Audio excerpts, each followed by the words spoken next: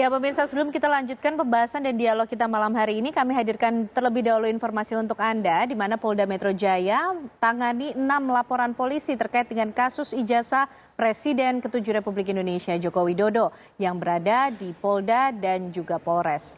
Pendalaman terkait dengan kasus ijazah palsu Joko Widodo ini masih berlanjut. Dalam hal ini, Subdirektorat Keamanan Negara Polda Metro Jaya mengambil alih 6 laporan polisi terkait dengan kasus ijazah Presiden ke-7 Republik Indonesia Joko Widodo. Adapun laporan tersebut berasal dari 2 laporan di Polda Metro Jaya dan 4 dari Polres. Polres Jakarta Selatan, Jakarta Pusat, Bekasi Kota, dan juga Depok. Dan dalam beberapa waktu ini penyelidik sudah mendalami kasus ijazah hingga meminta klarifikasi pihak SMA Negeri 6 di Surakarta dan memintai keterangan pihak Universitas Gadjah Mada. Baik. Upaya yang dilakukan penyelidik beberapa hari terakhir ini adalah melakukan klarifikasi terhadap pihak SMA, sebuah SMA negeri di Surakarta. Kemudian ada melakukan klarifikasi juga terhadap pihak sebuah universitas di Yogyakarta. Ya, ini merupakan bagian dari proses pengumpulan fakta-fakta dalam tahap pendalaman, yaitu proses penyelidikan. Jadi proses ini masih berlangsung. Baik, itu update dari Polda Metro Jaya, pemirsa. Bang Azam, ini berarti Roy Suryo CS juga sudah dipanggil oleh Polda Metro Jaya untuk dimintai keterangan, klarifikasi atau sebagai saksi untuk diperiksa? Oke, saya jelaskan begini. Kalau tadi ada beberapa laporan dari Polres itu yang ditarik ke Polda, ingatlah ya, proses perkara ini adalah delik aduan absolut. Jadi korban langsung yang bisa. Jadi kalau bukan korban langsung itu nggak bisa. Itu dulu yang harus diketahui. Ya. Supaya tidak melenceng kemana-mana gitu ya. Nah seperti Pak Jokowi melaporkan itu silakan untuk pencemaran nama baik maupun fitnah, clear itu sudah. Silakan aja. Tapi harus dibuktikan dulu aslinya. Nah, sekarang menurut pertanyaan tadi yang disampaikan bahwa sebenarnya kan sederhana ini kasus. Kalau memang semua ditunjukkan selesai kan. Nah, tetapi kan karena ya situasionalnya karena begini, karena begitu, merasa saya menjadi dianiaya yang seaniaya-aniaya kata begitu. Baik. Itu kan harusnya dibuktikan semua ya secara fakta dan jelas. Namun proses itu tidak cukup dengan pemberitahuan dari Mabes tentang tadi. Harus ada putusan dari pengadilan negeri. Sampai ke PT, sampai ke MA, sampai inkrah. Tapi Roy Suryo CS juga sudah datang ke Polda Metro Jaya, Bang Azam? Itu diperiksa dalam bentuk klarifikasi dan undangan. Konteksnya, klarifikasi dalam hukum tidak diatur. Tidak ada hukum itu mengatur klarifikasi. Tapi kita hormati semuanya. Tetap datang untuk memberikan klarifikasi. Menjelaskan. Apa yang dijelaskan pada saat itu, Bang Azam? Ya, tentang pertanyaan-pertanyaan. Tetapi kalau masuk pada pertanyaan yang sekiranya tidak pantas untuk dijawab, ya tentu ditolak sama klien kita. Pertanyaannya seputar? Ya, misalnya ada pasal ini mengaitkan dengan ini, ya enggak dong, enggak ada urusan dengan itu. Ini kan ilmiah. Ilmiah itu kan secara universitas keilmuan itu kan memang ada. Kan begitu. Baik, Bang Azam. Jadi poinnya sebenarnya klarifikasi ini dan undangan ini tidak dihadiri juga tidak apa-apa karena tidak diatur ya. Tapi menghormati panggilan Polda kita datang. Baik, menghormati panggilan Polda sudah datang. Mas Andi ini sudah datang. Tapi tim hukum Jokowi juga terus menegaskan ya supaya laporan dari pencemaran nama baik Joko Widodo ini berlanjut begitu. Ini ujungnya yang ingin dicapai apa, Mas? Karena kemudian sudah betul-betul terganggu Pak Jokowi. Segera saja sehingga kemudian ditemukan tersangkanya siapa? Ya, sebetulnya begini Mbak Ken. Tadi ya, kalau tim dari kuasa hukum Pak Jokowi itu ya mendesak Polda Metro Jaya untuk mempercepat, karena ini sudah kemana-mana bola liarnya. Bukan dalam porsinya mereka itu. Ya. Ini kan kita lihat, dibilang ahli, saya tanda kutip aja dibilang ahlinya, digital forensik. Tapi belusukan ke tempat-tempatnya KKN-nya Pak Jokowi.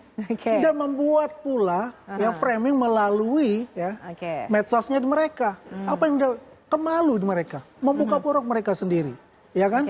Ya sudah dibantah itu semua, termasuk surat kedaulatan rakyat, surat kabar kedaulatan rakyat. Kan gini Mbak, saya ini menjawab, ya, apa yang tunggu Pak, ini penting saya berikan dengan apa penasihat Kapolri, ya, yang Pak Arianto sampai dia begitu geram, karena ada statement ya yang mengatakan di surat kabar itu pasca dan puasa. Akhirnya apa yang terjadi? Rismon ke sana dia lihat puasa. Ya kan? Ini kan membantah ya membantah apa yang dikatakan oleh Dr. Tifa, quote unquote lagi doktornya itu. Rismon sampai datang tuh Bang Azam ke Pak Kasmujo ke tempat Ada konteks yang diberitakan, Anda bisa ulang itu dari Mabes bahwa KKN tahun 83. Tapi kata Pak Jokowi mengatakan saya KKN awal tahun 85. Konteks yang mana yang benar ini? Gitu loh ya. Kami saling menghargai. Jadi mencari kebenaran ya, bukan membunuh karakter Pak Jokowi sama ya. Sekali. Dan bahasa mengkriminalisasi itu sama sekali nggak ada. Lu kita ini mencari kepastian dan keadilan, gitu loh ya. Karena saya berharap bahwa ini semua clear. Clear itu dalam arti ya itu tadi kepastian dan keadilan. Tapi pentingnya gitu apa Bang kemudian sampai datang ke tempat KKN? Kan yang dipersoalkan ijazahnya. Begini, proses sebelum muncul ijazah ada namanya KKN, ada namanya skripsi. Masa orang terpotong buntutnya, nggak ada KKN, nggak ada skripsi, muncul ijazah. Maksudnya membuktikan syarat kelulusan dari UGM begitu. Persoalan syarat itu penting. Sampai pada Kasmujo. Gimana Mas Andi? Saya lanjutkan, Pak Kasmujo sendiri sudah tegas mengatakan bahwa saya bukan. Dan zaman itu dia mengatakan asisten dosen. Baik, Mas Andi. Kalau pengacara seperti Pak Azam, wah itu oke lah kita ya. Tapi kan yang satunya ini kan malah membuka kedoknya juga dia bicara itu kalau saya lihat ya. Masalah kriminalisasi loh. Berkali-kali loh, bisa dicek lah. Dia kriminalisasi kita sampai mengadu ke Komnas HAM loh. Itu mesti ada catatan penting itu juga, ya kan? Ya lucu lah ya, kalau kita udah hanya tunjukkan aja ijazah, udah selesai. Tidak semudah itu, karena sudah ada pernyataan dari Profesor CS itu. Baik. Kan, itu coba tinggal dibuka aja. Baik. Kita nanti akan merecall lah ya, membuka apa saja kemudian yang sudah terjadi. Tapi Pak Susno, lumrah, wajar ketika tim hukum mendesak pihak kepolisian untuk segera menuntaskan laporan yang sedang berlangsung sehingga tidak mangkrak begitu, Pak Susno. Wajar. Saya kira bukan hanya tim hukum aja, rakyat Indonesia mendesak supaya ini cepat selesai karena waktunya udah cukup lama ya. Udah mau masuk tahun ini. Kita masih banyak persoalan, masalah kesejahteraan rakyat, masalah pendidikan, masalah pangan. Jangan waktu dihabiskan ini bagus, tetapi persoalannya saya memahami penyidik akan sangat sulit untuk membuka ini. Kenapa?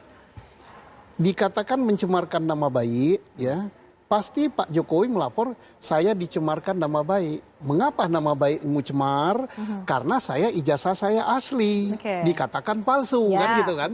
Nah sekarang yang menjadi persoalan ini hasil penyelidikan Polda Mabes Polri tidak mengatakan ini asli atau tidak, tapi identik. Nah persoalan ini. Ini yang mengundang kemudian makna lain dari pihak yang berseberangan. Ini bagus sekali. Nanti Polda Metro nantinya hasil dari laboratnya nanti jangan lagi identik.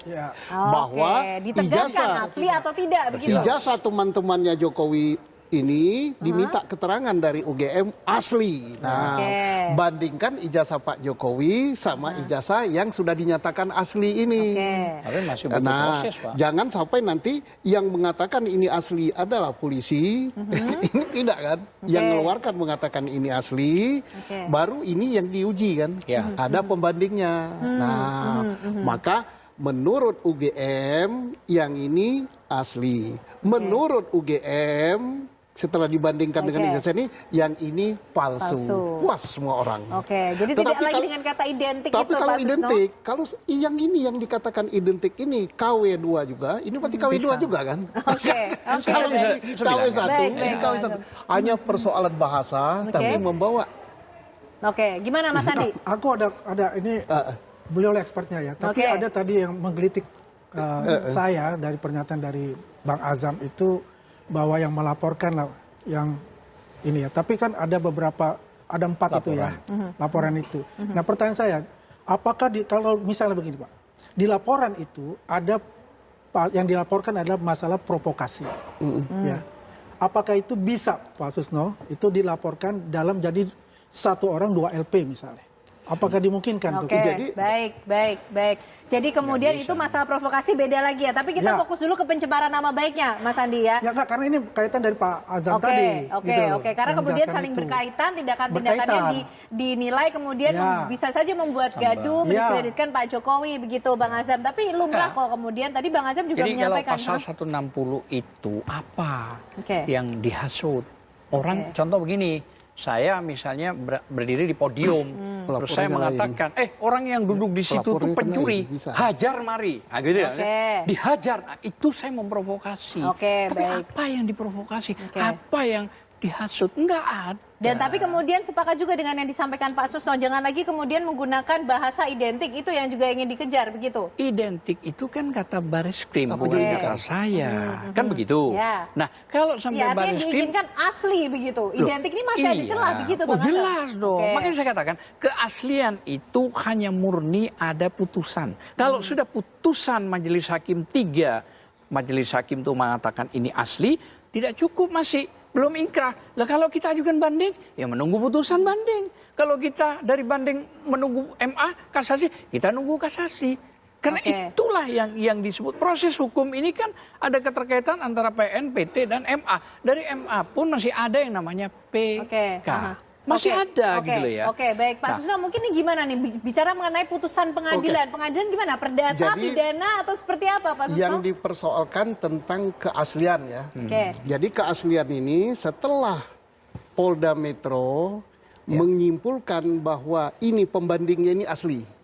Untuk mengatakan ini asli kan tentunya UGM yang karena ini kan setelah itu dibandingkan dengan ijazah yang menurut UGM ini asli, yang ini hasilnya apa? Asli apa tidak? Kalau tidak berarti yang ini palsu. Kalau yang ini asli berarti asli. Maka ini nanti naik ke pengadilan bersama-sama dengan perkaranya. Jadi dalam pengadilan itu tidak mengadili hanya ijazahnya aja.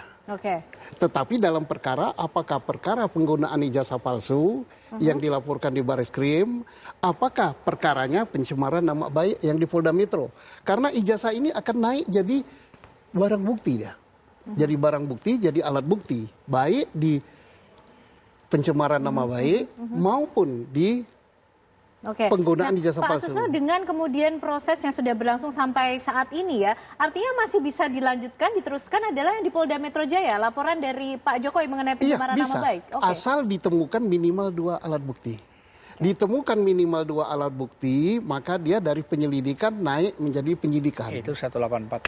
Setelah jadi penyidikan, baru 2 alat bukti nanti akan dilengkapi lagi nanti. Syukur kalau ketemu semua yang sesuai 184 KUHP itu bagus sekali. Tetapi tidak cukup hanya ketemu jumlahnya. Tetapi kualitasnya.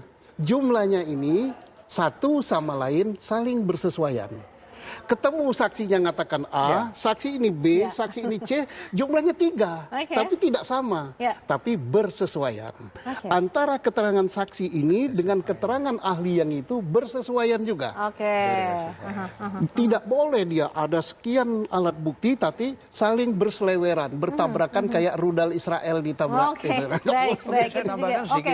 Ditahan dulu ya Bang Azam ya, karena next segmen atau di segmen selanjutnya kita juga akan melihat apakah kemudian desakan dari tim hukum Jokowi ini juga akan berujung sebentar lagi. Kita akan lihat siapa kemudian tersangka dari pelaporan pencemaran nama baik dari Presiden ke-7 Republik Indonesia, pemirsa. Sesaat lagi jawabannya untuk Anda.